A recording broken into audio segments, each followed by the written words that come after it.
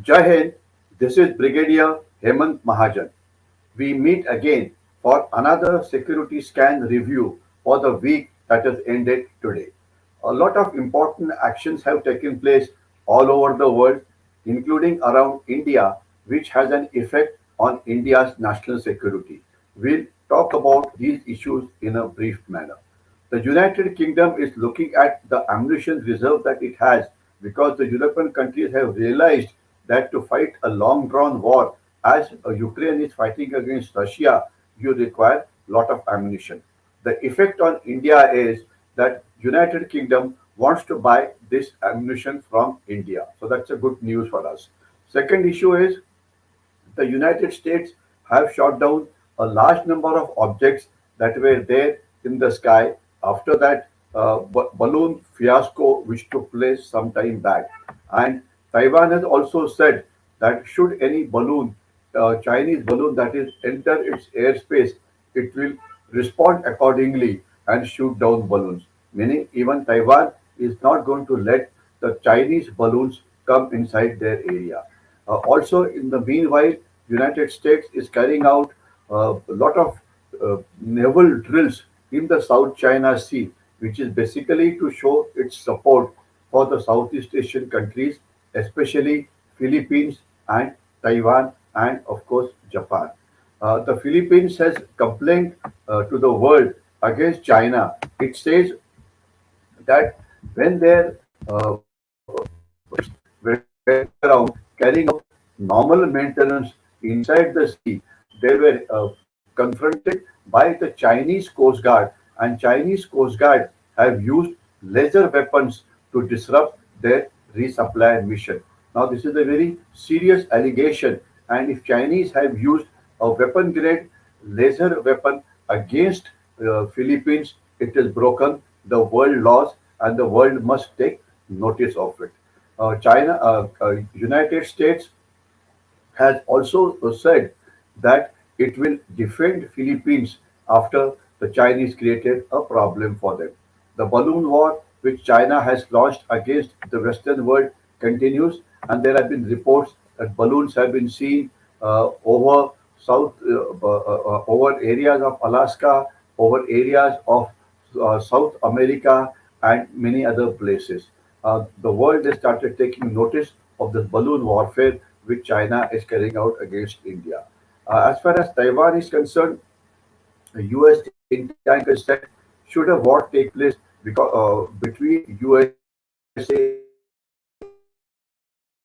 and China, both sides are going to suffer very heavy losses economically. This is one thing which may stop the Chinese going to a war on Taiwan. Now, the next issue is the whole world, the democratic world, is now getting up and fighting China at various levels. Now, most of the countries have realized that the Belt and Road projects which China erected under the Belt and Road Initiative are unusable, and it is of no use to them, and they have only become indebted to China.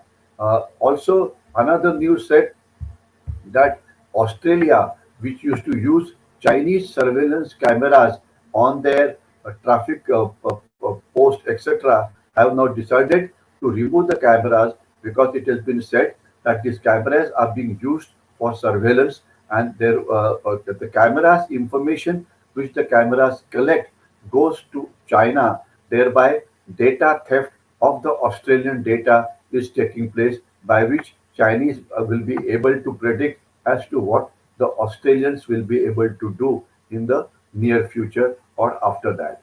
Now, next issue pertains to India's internal security. The level of violence in Punjab is increasing. Protesters thrashed the Punjab police in Chandigarh when they wanted to go to the chief minister's bungalow. They were stopped. They took away a lot of police barricades. They took away tear gas guns. They took away ammunition. They took away helmets, shields, and body protector. Now, this is a very bad news.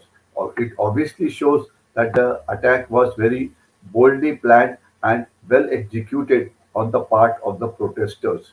They were carrying kripans, they were carrying lathis, they had horses with them, they had tractors with them, and they used the tractors to bulldoze the barricades. Now, this happened in Chandigarh, and one of the roads coming from Mohali to Chandigarh was blocked. So, this is a big, deeper web which the forces which are inimical to the country are carrying out in Punjab. It is reported that lot of criminal gangs are active in Punjab, and there are multiplicity of names of the gangs, etc. And the reports also indicate that the gangs are targeting certain leaders in Punjab on the orders of the leaders residing in Canada, United States, Australia, UK, and Pakistan. And arms are being supplied via drones. Carriers are also coming from the other side. It is also coming from the heartland. The narco terrorism, in any case, was the issue which was well known. And government at the highest level, the Punjab government has realized that the radicals are having a field day in Punjab. But instead of taking some concrete action against them, they are still soft peddling.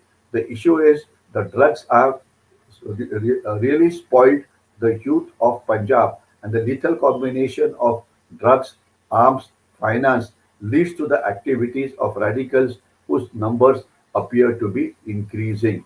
So there are many seen and unseen hands as far as Punjab is concerned, which is creating violence in Punjab state, and the time to act on this violence is now. The next issue pertains to external security. We had Aero India 2023 exhibition, which took place. It was the largest Asian aero show, and it was kicked off in Bangalore. Went on for a few days. The 5 day event focused on a lot of indigenous equipment which India is manufactured, and it brought a lot of response. There were 78 countries which took part in that, and the light combat aircraft Tejas was displayed there. There are reports that four countries have shown their interest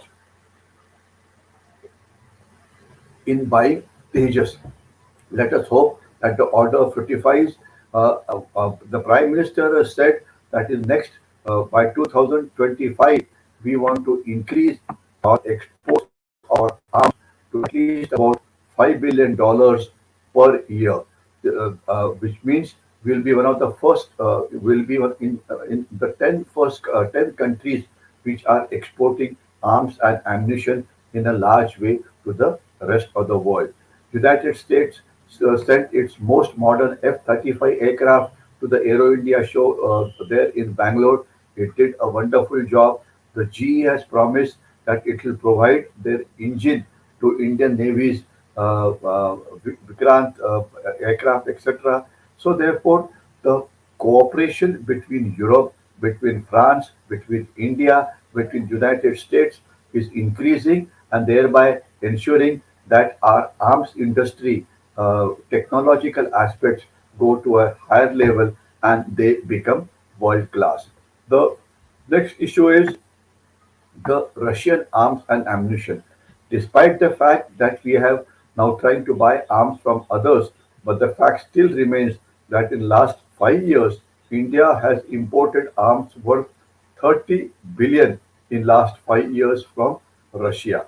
So therefore, it shows that despite our effort, our dependence on Russia is of a high order, and this time in this year's budget, whatever capital expenditure is going to take place, 75% of this expenditure is going to be on weapons which will be made in India. That's a good news. The United States, United Kingdom has said that it is ready to transfer jet engines to India. This will be a good thing to happen. Now, let's talk about technological security. India's semiconductor sector is heating up. United States has said that it will provide support to India to manufacture semiconductors. So therefore, this industry is really taking off. India's capability to export arms is also increasing, and it is likely to reach a level of 1.5 billions in next 5 years. And Sri Rajnath Singh has said that this will only get better over a period of time. The import substitutions which is taking place is to be definitely to be lauded for the government's effort. But the fact remains that despite the fact that government says that we are going to buy 75% of our equipment from indigenous sources, the biggest problem is that the private industry, along with DRDO, is not able to meet this target. Just to give you an example, there were 55 projects which the DRDO is handling presently for Make in India. Now, out of this, 23 are behind schedule. So, therefore, just having good ideas is not adequate. Good ideas or big ideas also require good implementation. This is what is presently needs to be improved as far as India's Make in India policy is concerned. The next issue pertains to securing supply chains. It is very important that under all circumstances, whatever we require from the world, the chains have to be secure so that nobody is able to choke up our industry. And the best news in this week was that we have discovered lithium worth 6 million tons in the Riyasi district of Jammu and Kashmir. What does it mean? Basically, this mineral is called white gold, and it is very crucial for chargeable and non-chargeable batteries for clean energy and transport.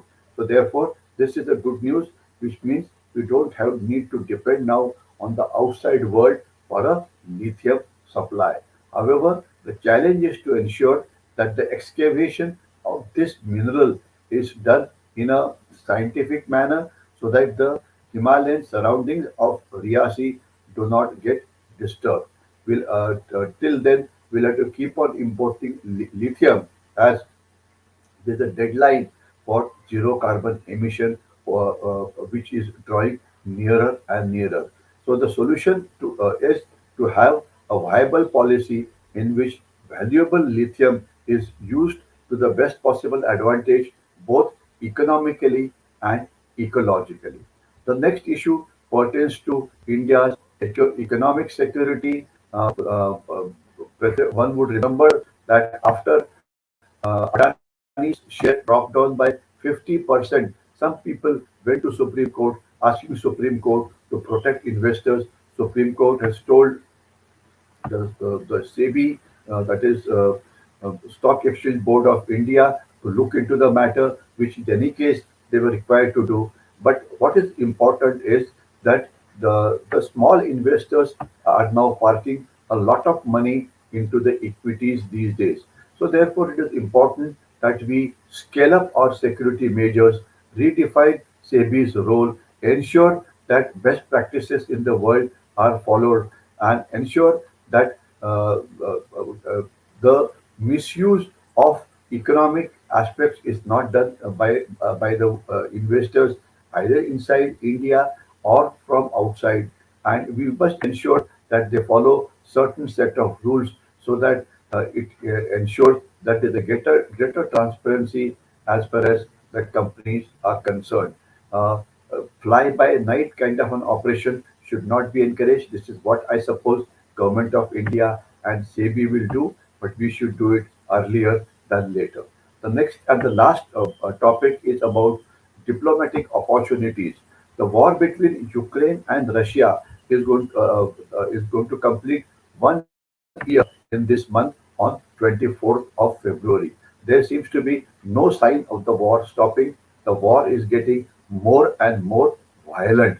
But the good part was just this week, India's national security advisor had gone to the United States, gone to the Europe, where he met the NSAs of the other countries, and he had a direct talk with the President of America. Now, immediately after this, he went to Russia, and there he was able to meet Shri Putin, who's strongman of Russia. Now, after meeting the American top leadership, if our NSA is able to meet the top leadership of Russia, it's a very good sign which talks about the diplomatic strength that we have. Today, the Russia Ukraine war is still dragging, and it gives an opportunity for India to meditate between these two countries.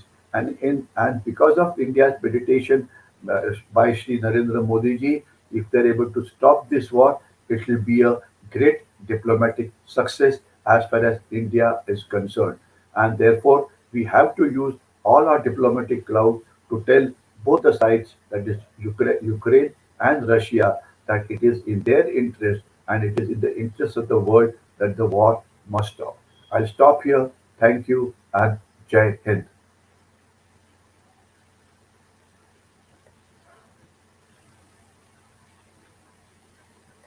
I stopped.